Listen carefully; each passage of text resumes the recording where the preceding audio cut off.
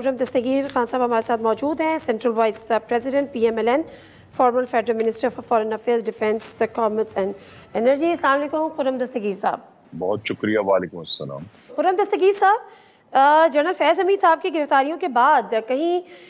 इंकशाफात का सिलसिला शुरू हो गया, तो कहीं क़यास आराइयों का सिलसिला शुरू हो गया, तो कहीं ना कहीं ख्वाहिशात का इजहार भी हो रहा है। आपको लगता है कि ये जो जिस गठजोड़ की बात हो रही है, जनरल बाजवा, जनरल फैज़ हमीद, फिर कहीं साकिब निसार, ये मामला उस तरफ भी जाएगा? आप उसको उस तरफ जाता देख रहे हैं सर? ये देखिए, इस पर क़यास आराइयां तो बहुत सालों से हो रही हैं और इसको हम कह सकते हैं कि तजर्बा इमरानी जो था, जिसका आगाज इन अर्नेस्ट 2014 में हुआ था, धरने से 126 दिन का था, उसमें ये तीनों हजरात जो हैं कहीं ना कहीं इनकी, मैं गठजोड़ का लफ्ज़ तो नहीं इस्तेमाल कर सकता, लेकिन बहरहाल इनका जो मंजिल थी वो एक ही थी। तो लिहाजा अब अगर कोई ठोस सबूत और शवाहिद सामने आते हैं तो इनको ज़रूर अपने जो उन्होंने पाकिस्तान के आला तरीन ओहदों पर रहकर एक्शंस किए, उनके लिए जवाबदेह हमें करना चाहिए।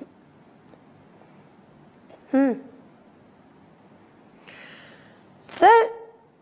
आप गठजोड़ का वर्ड इस्तेमाल नहीं कर रहे, लेकिन ख्वाजा आसिफ ने बारहा ये बात की है। मेरा सवाल आपसे ये है कि दोनों अब रिटायर्ड हैं। चले, जनरल फैज़ को तो की गिरफ्तारी हो गई, लेकिन जो जनरल बाजवा साहब के हवाले से भी कहा जा रहा है या साकिब निसार साहब के हवाले से किया जा रहा है, तो गवर्नमेंट बातें तो कर रही है कि उन्होंने ये किया, उन्होंने ये किया। जिस तरह से आप प्रोजेक्ट इमरानी की बात कर रहे हैं, आप लोग इनिशिएट करिए ना कोई कार्रवाई। साकिब निसार साहब के हवाले से है तो सुप्रीम जुडिशल काउंसिल में एक डालें कोई रेफरेंस, या जनरल बाजवा आप सिविलियन है, उनके खिलाफ आप लोग इनिशिएट करें कि जी आपकी उस हुकूमत के खिलाफ किया, और शायद इससे नवाज शरीफ साहब को जवाब भी मिल जाए, मुझे क्यों निकाला। देखिए, इसमें तो वज़ीर-ए-आज़म शहबाज शरीफ, उनकी काबीना जो है वो बेहतर फैसला कर सकते हैं। मैं इस पर अपनी राय उन्हें दे चुका हूँ कि बेहतर तरीका ये कि पार्लियामान में कोई साउथ अफ्रीका के ट्रूथ एंड रिकन्सिलिएशन की तर्ज पर एक कमीशन बनाया जाए, जिसमें इस सारे मामले को बजाय ये कि हम पीनलाइज करें या हम कहें कि हम इनको अदालतों में घसीटना है, ये हजरात जो हैं जिन्होंने पाकिस्तान के आला तरीन ओहदे संभाले हुए रखे हैं, ये आकर अपनी जिम्मेदारी और हकीकत हाल कौम के सामने बयान कर दें। और ये जो असल मकसद है वो यही है कि पाकिस्तान की जो आने वाली नस्ल है उसके सामने ये हकीकत वाज़े हो जाए कि पाकिस्तान का आगाज़ 2014 में नहीं हुआ था। पाकिस्तान की एक तवील तारीख है और बड़ी भयानक तारीख है, इस्टेब्लिशमेंट के हवाले से भी, अदलिया के हवाले से भी, सियासी जमातों के हवाले से भी। तो जितनी हकीकत सामने आएगी उसी सच की बुनियाद पर ही हम पाकिस्तान को एक बतौर इस्लामी जमहूरिया मजबूत बुनियाद पर आने वाले सालों के लिए, आने वाली नस्लों के लिए इसको इस्तवार कर सकते हैं। नहीं, आप ये कह रहे हैं कि इसको पिनलाइज करने की ज़रूरत नहीं है, किसी केस की ज़रूरत नहीं है, किसी को सज़ा दिलाने की भी ज़रूरत नहीं है, बस खुद ही कोई आए और वॉलंटरली बता दे कि जी हमसे ये हुआ और हमने ये किया। वॉलंटरी नहीं है, इस पे ज़ाहिर है कहीं ना कहीं तो हमें ज़रूर क्वेश्चन या कम से कम एक केस जो है उनको बनाना पड़ेगा, लेकिन बेहतर तरीका यही है कि इसको पार्लियामान के ज़रिए हैंडल किया जाए। इसी तरह ये एक अगर हमने फैसला कुन तौर पे ये जो भी हालिया गिरफ्तारी हुई है उसको बुनियाद बनाना है पाकिस्तान को सही रास्ते पर डालने की, और यही चैलेंज जो है वो साउथ अफ्रीका में भी था। वहाँ भी जो सियाह फाम आबादी थी उस पर बहुत मजालिम किए थे, लेकिन उन्होंने बजाय ये तो उन मजालिम के ऊपर वो केसेस फाइल करते या पीनलाइज करते, उन्होंने एक ऐसा रास्ता चुना जिसमें लोगों को ये मौका दिया गया कि वो आकर, चाहे ये भी है कि अगर क्रिमिनल केसेस बनाने पड़ते हैं, उनको ये भी ऑप्शन दिया जाए कि अगर आप इस ट्रूथ एंड रिकन्सिलिएशन कमीशन के सामने आ जाएं तो फिर आपके केसेस जो है उनको खत्म कर दिया जाएगा और आप अपनी हकीकत का इकरार कर लें। तो ये एक बेहतर तरीका होगा। असल मकसद ये है कि हम पार्लियामान के लिए भी और कौम के लिए भी एक तो ये बात खुलकर सामने आ जाए कि पाकिस्तान के माजी में क्या क्या हुआ, और माजी तो 1953 से मौलवी तमीजुद्दीन केस से चल रहा है, जब पहली दफा पाकिस्तान की जो असेंबली है उसको तोड़ा गया था, تو لہذا وہاں سے لے کر اب تک جو ہے اتنی لمبی تاریخ تو ہمارے پاس نہیں ہے، لیکن جو لوگ موجود ہیں اور جو ابھی حالیہ طور پہ جنہوں نے اعلیٰ ترین عہدے سنبھالے رکھے ہیں، ان کو ضرور پارلیمان کے سامنے لا کر، ایک تو پارلیمان کا مسئلے بھی جو میری تجویز پر میں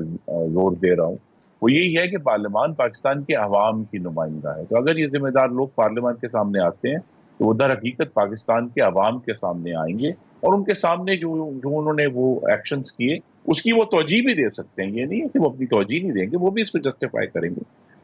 ایک جو چیز اس پہ میں ضرور سمجھتا ہوں لیکن اس سے ہمیں مکمل جس کو ضرور ہمیں کم از کم سختی سے اس پہ قانون کا اطلاق کرنا چاہیے، وہ یہ سوال ہے کہ 2021 میں طالبان کو جو عام معافی دی گئی صدر پاکستان کی طرف سے، اور اس وقت کی عسکری قیادت بھی اس میں شامل تھی، اس پر ضرور بہت سختی سے سوالات ہونے چاہیے کہ اتنی بڑی فاش غلطی کیسے ہوئی جس نے پاکستان کو ایک بار پھر دہشت گردی کے جو خونی گڑھا ہے اس میں دھکیل دی. بالکل ٹھیک ہے، اور بالکل ہونا چاہیے. 2021 کی بات کر رہے ہیں تو ظاہر ہے عارف علوی صاحب، اس کا صدر پاکستان، جنرل باجوہ صاحب chief of army staff, general Faiz جو ہیں وہ ڈی جی ISI، تو ڈیفینیٹلی یہاں پہ وزیر اعظم عمران خان صاحب تو عسکری اور سویلین دونوں جواب دہ ہیں اور ان کا جواب لینا چاہیے. بہت اچھی بات ہے، لیکن کوئی نہ کوئی فورم ہوگا نا سر. اب جو بات آپ کر رہے ہیں کہ جی جو 2017 یا 18 والا کہ جی ایک چلتی ہوئی گورنمنٹ کو آپ نے بھیجا اور پھر سارا کچھ یہ ہوا، آپ پینلائز نہ کریں، سزاؤں کی طرف نہ جائیں، لیکن قانون پہ عمل درآمد کریں کہ وہ آئیں جی اپنا پارلیمنٹ کے اندر آئیں اور سچ بیان کریں اور آپ سچ کہیں اور آپ چلے جائیں، جس طرح سے ابھی ہمارے یہاں پریس کانفرنسز 9 مئی کے بعد ہوئی تھی. لیکن سر یہ جو آپ کی بات ہے کہ گٹھ جوڑ تھا، نکالا، مل کے نکالا، غلط نکالا، اس کا پھر کوئی ایویڈنس بھی تو کسی نہ کسی فورم پہ آپ کو جو آپ بات کر رہے ہیں وہ پیش کرنا پڑے گا نا، ثابت بھی تو کرنا پڑے گا. یہ ثابت آپ کر سکیں گے؟ جی اسی لیے یہ تجویز دی گئی ہے کہ کرمنل لاء میں تو ایویڈنس کا جو معیار ہے وہ بہت سخت ہے. جہاں بھی جسے کہتے ہیں فوجداری کے کیسز ہوتے ہیں ادھر ایویڈنس بہت سخت اس کے سٹینڈرڈز ہیں جس کی بنیاد پہ اس کو پینلائز کر. اسی لیے یہ پارلیمان کا ایک متبادل فورم بنایا گیا ہے کہ جہاں ایویڈنس جہاں جتنی موجود ہے وہ بھی سامنے آنی چاہیے. لیکن اصل ایشو یہ ہے کہ اگر میرا یہ ایک خیال ہے، ضروری نہیں کہ یہ درست بھی ہو، کہ اگر ہم یہ موقع دیں گے ان صاحبان کو کہ آ کر کھل کر اپنی بات کریں تو پھر کم از کم پاکستان کی تاریخ درست ہو جائے،